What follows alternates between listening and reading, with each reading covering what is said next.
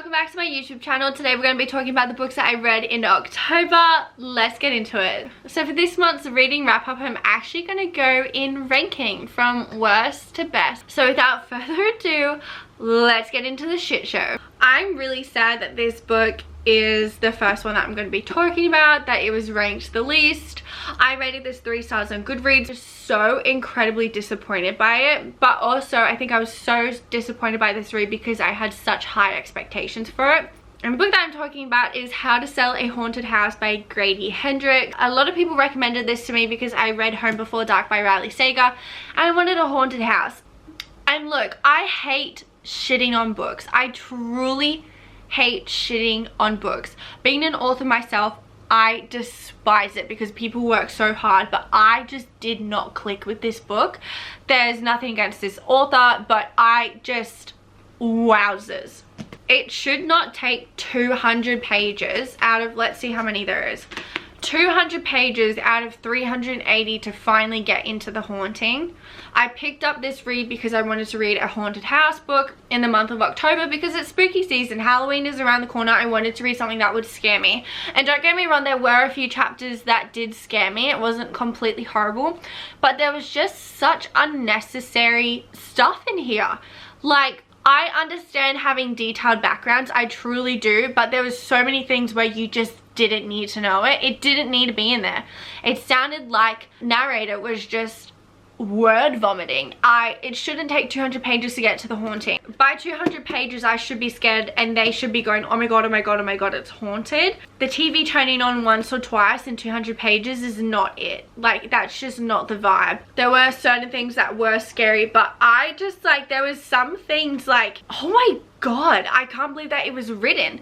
And I'm trying not to spoil this book, but I'm baffled by what was written. I'm baffled by the situations that then were excused because of The Haunting. That was wild to me. I think there were some things that were a little bit too graphic. And I mean, I watched The Conjuring and Annabelle. I love scary movies, but that was a little bit too graphic. If you don't want a spoiler, fast forward 30 seconds. There should not have been the brother bashing a mum and tormenting her son and then blaming it on the doll's possession, and it wasn't even done in a way that was believable. It was done in a way that was like, oh my god, I hate this. Spoiler over.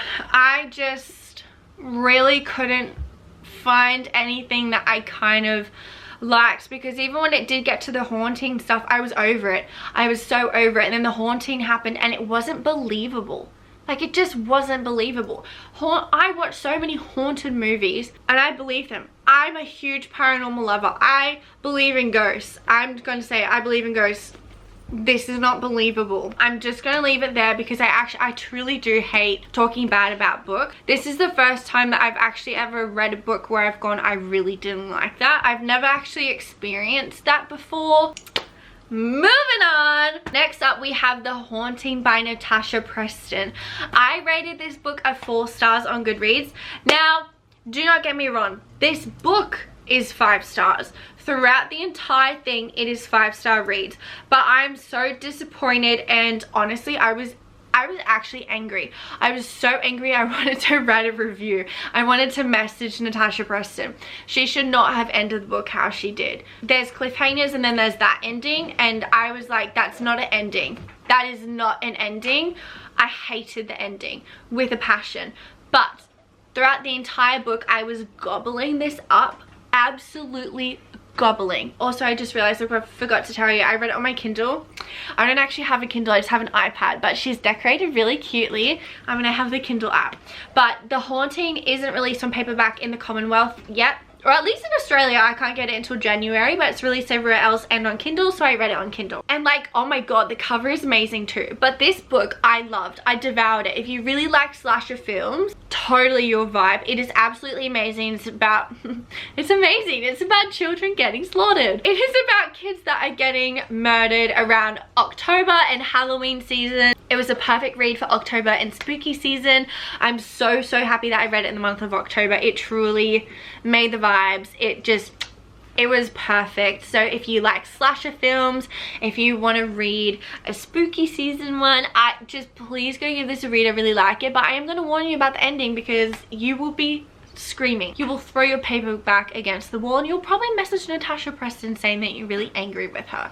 Now next up, this one isn't actually ranked because if it was ranked it would be at the very last book that we talked about, but because I'm holding my Kindle I'm just going to tell you I'm currently rereading Throne of Glass, except this time I'm actually listening to it on audiobooks, which is amazing. This is me getting into my audiobook era. I really wasn't an audiobook girly beforehand, but listening to Throne of Glass on audio, it feels like I'm reading it for the first time.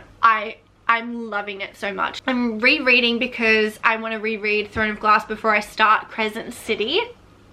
But I just don't really have time to read Throne of Glass again. This is like my third, fourth time reading Throne of Glass. So I just wanted to like listen to it while I work out, while I drive, and I'm absolutely loving it. But this month I finished listening to the first book in the Throne of Glass series and I am loving it. As always, 5 stars. Next up is The Locked Door by Frida McFadden. I rated this 4 stars. This is not a bad thriller book. It was actually an amazing thriller book. It just kind of, it wasn't spectacular, but it wasn't bad. It was kind of just in the middle. The twists and the turns at the end, as usual, couldn't predict, was absolutely amazing. Frida McFadden in my mind is truly becoming known for her amazing twists and turns at the end, and this book did not disappoint me. I absolutely was hooked throughout the entire book. Every Frida McFadden book I read within like 1 to 2 days, and this was no different. The only thing is that once I read it and put it down, I didn't think about it. I am also saying that because I read another Frida McFadden book during this month, which we will get into, that I definitely 100% do remember. But this one was just like, it was good.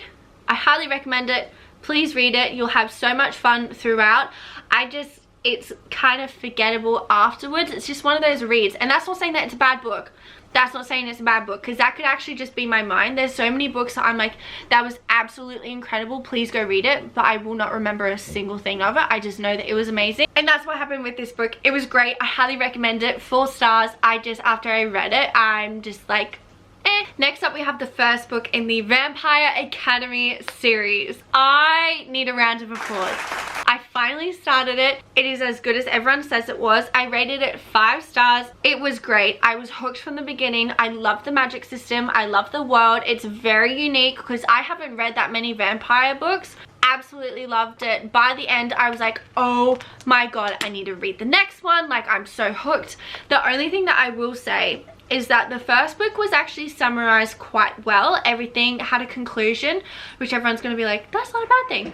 But in a series, I need cliffhangers. To get me to go on the next one, I need to be like going, oh my god, where is the next one? Please give it to me. I need that. I need cliffhangers. And everything was wrapped up in such a nice little bow in this book. The second book is on my TBR and I'm 100% going to read it. I'm not jumping to read it though, because everything was wrapped up so nicely. I will say the romance in this was romancing. I really liked it. It was forbidden love. It was great. It was great, great, great. I absolutely love it. I loved it because it felt like most of the book was centered on the main character and her best friend, which I haven't read a book in a long time that was focused on friendships, and that felt so beautiful to read. And just, I love it. If you haven't read the Vampire Academy series yet, this is your sign to go and read it. Next up we have The Do-Over by Lynn Painter. I rated this 4 stars. I did read the other book, we're about to get into that. But I read this because I read Better Than the Movies, which I don't want to touch on too much because she is in this ranking system. I picked up every Lynn Painter book. This was one of them and I read it, and not a bad read. I just think because I went in blind, I was blindsided. The plot of The Do-Over is that Emily, the main character, lives the same day over and over and over, throwing her in the path of the love interest. That sounds good if you know what you're getting into. So I went from Better Than the Movies to The Do-Over, and this was like a shock, but once I got over that hurdle, I definitely liked it. It is a 4-star read. I truly adored this. I adored the main character, loved her, felt so connected to her and her situation with her family as well. The only thing is I didn't get that connection with the male main interest, which is quite sad because that truly would have made it a 5-star read. I don't know what it is. He had all the characteristics to make me like him. I really can't say. I can't even speculate on why I didn't connect with him, why I didn't like him. The writing wasn't bad. I absolutely loved the writing. I flew through this. I'm pretty sure I read it in like a day or two. I just didn't like him. There's no reason why I didn't like him. I just couldn't connect with him and I didn't fall for him. So that is a 4-star. That is what stopped it from being a 5-star, but the book itself is amazing and I loved it. Next up we have Wildfire by Hannah Grace. I loved this. I love this so much. I am a big fan of Icebreaker by Hannah Grace as well. Did not disappoint for me. It was cute. It was so cute. I will say that Aurora for me was a little bit, at times it was almost too connecting, too relatable, her personality and her situations, but then in other times I actually just got it. I just 100% figured it out. Aurora is relatable in her situations and the cards that she was dealt with in life for me personally, but how she responds to them and how she reacts to them is not that relatable for me. There we go. That is why I didn't struggle. I just at certain times were like, to her, and then other times I was hooked. Hence why the back and forth, because her situation was relatable, but her reaction was not. But Russie, he is so adorable. Russ is the epitome of book boyfriend material. He is so sweet. He's gentle but also very sexy, which Hannah Grace is actually really good at writing golden retriever, fun-loving, gentle, soft, kind-hearted men that are also very sexy. She does that incredibly well. So this was a 4 stars. I love the summer camp setting just because I haven't experienced that. So that was kind of like a first for me, immersing myself in that world and experiencing summer camp, and it was just so much fun. If you haven't read already, this is the perfect fluffy rom-com. Go read it. Next up we have Heir of Broken Fate, who is a romantasy. This was amazing. This is a 6-star read for me. This was mermaids, dragons, griffins, fae, enemies to lovers, who did this to you, one bed trope, found family. This book had everything you want and need in a romantasy and more. It's a story about Delilah who runs away from her kingdom because her father is a sadistic, cruel bastard, and I literally hate him with every fiber of my being. Anyways, she ran away from her kingdom to the Fae to ask for help to free her oppressed people, only to find out that the Fae needed her help more, and she had to save not only the entire Fae race but magic itself. And if that didn't convince you, hi, my name is madsraff and I actually wrote her and she is my baby and I love her so much. She's on Kindle Unlimited and Amazon. I just finished writing the 2nd book. She's going to be released in early 2024. So if you want to read it before the 2nd book comes out, please go check her out and I will love you for eternity, and I hope that this convinced you. Next up we have Frida McFadden, Never Lie. I absolutely loved this. I rated it a 4-star. I do remember the plot of this. Phenomenal. The ending I could not predict. I know I say that. I know I say it. I truly couldn't see how this was linked and how this was going. Gasping when it was released. When it was revealed. It was absolutely amazing. Words cannot describe how good it is. Let me read the synopsis for you. Newlyweds Trisha and Ethan are searching for the house of their dreams, but when they visit the remote manor that once belonged to Dr. Adrian Hale, a renowned psychiatrist who vanished without a trace 4 years earlier, a violent winter storm traps them at the estate with no chance of escape until the blizzard comes to an end. In search of a book to keep her entertained until the snow abates, Trisha happens upon a secret room, one that contains audio transcripts from every single patient Dr. Hale has ever interviewed. If that did not sell you, let me continue. As Trisha listens to the cassette tape, she learns about the terrifying chain of events leading up to Dr. Hale's mysterious disappearance. Trisha plays the tapes one by one late into the night. With each one, another shocking piece of the puzzle falls into place and Dr. Adrian Hale's web of lies slowly unravels. And then Trisha reaches the final cassette. Please go read this. It is on Kindle Unlimited. The ending is absolutely shocking. Please go read her. I don't know what else more I can say to convince you, because that was mind-blowing. The only reason I rated it a 4-star and not a 5-star, which honestly looking back at it now I probably should rate it a 5-star, until the end of the month I realized what I was doing with my rating system. I read Home Before Dark by Riley Sager, which I sound like a broken record tape by now on this YouTube channel, but I read that last month and that was a 6-star read for me. That changed the rating system, but because that was so good, every time I read a book I was like, no, that wasn't 5 stars. And I was comparing the feeling of reading Home Before Dark by Riley Sager to every other book, which is so bad because comparison kills creativity. But with that being said, I realized that Home Before Dark is a 6-star read, not a 5-star read. So I need to stop comparing all the other books to it. So now, in this moment, thinking about it, Never Lie was definitely a 5-star read. You're okay. There you go. Okay. My puppy just got up onto the couch. Say hi. Say hi, little puppy. Say hi, I'm such a cutie patootie. She has arthritis, so I had to help her up on the couch. She doesn't like admitting that she needs help. Now the next one is quite anticipatory for me. We have Final Girls by Riley Sager. And like I just said, Home Before Dark by Riley Sager is the 6-star read for me. I'm slowly going through all the Riley Sager books. This did not disappoint. This was a 5-star read, and I had so many thoughts that I wrote them all down on my notes app. Let's get into it. So I will say for this book that reading it is a 4-star, but the ending is so amazingly written and so shocking that it makes it a 5-star read. I will say though, it was such a brilliant concept, and for those that have read it, I think you'll know what I'm saying. A lot did happen, but at the same time more could have been done. Final Girls is about 3 girls that are just the final girls who survived deadly massacres. They were all 3 different events, different ages, but the news and reporters called them the Final Girls. Now that concept sounds absolutely amazing, especially when one of the final girls turns up dead.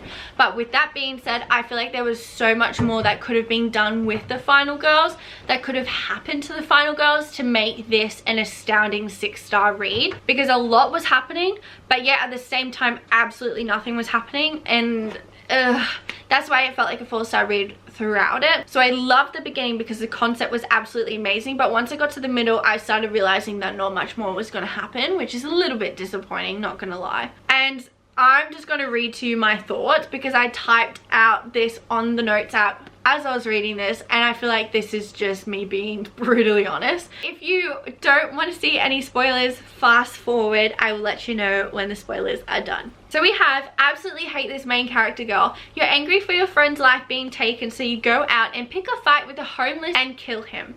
At the time I didn't realize that she didn't kill him, but he ended up in a coma and just what kind of fucking logic is that? Lots of potential and was good, but not. The whole damn thing is really predictable, and there's a lot happening but nothing at the same time. And then it goes into all my thoughts at the end, which I'm not going to give away. Like, how do you go from like a 3-4-star read throughout the book to making it a 5-star read? You read the ending of Final Girls, Riley Sager. Literally, it says in capital letters, "Take it back, holy shit balls, I didn't see it coming, 5 stars. That's it for the spoilers. That was Final Girls. Definitely go give it a read because I would love to talk to people about this and see if they have the same opinion and thoughts as me. Now last but certainly not least, a 6-star read. Better Than the Movies by Lynn Painter. Oh my god! Lynn Painter. This book single-handedly put me back in my romance era after 2 years. 2 freaking years. It has been a really long time since I have had a truly phenomenal 5-6-star read of a romance, and it's been a really long time since I was giggling, blushing, kicking my feet and devoured in a romance book. And that's because I got into fantasy. So romance, while I loved it, while I liked it, and while I enjoyed it, it just paled in comparison to fantasy. But this took me right back to when I very first started reading romance. If you have not read this book already, please go read it. Someone compared it to the movie Duff, which is how it sold me because I love the movie Duff and it did not disappoint. It truly has that vibe. I'm not gonna lie, like 50% of the plot is totally just from the Duff movie. Even the main character, male love interest, his name is Wes.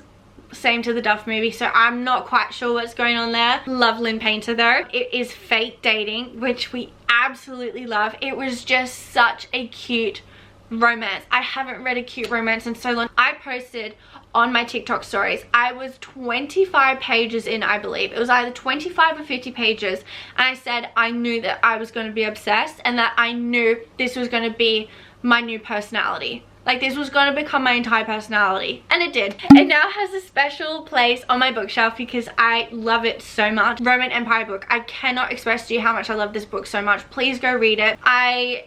It pulled at all the heartstrings, and it's so unbelievably cute, and I cannot recommend this book enough. And that is it. Those are the books that I read in October, and I hope that you guys really like this video. If you like this, definitely wait, because in a couple of days, or hopefully when you watch this, my new Hunger Games Reaping TBR is going to be posted for the month of November. Definitely check it out, because I just filmed that and that was so much fun, and I think everyone will love it.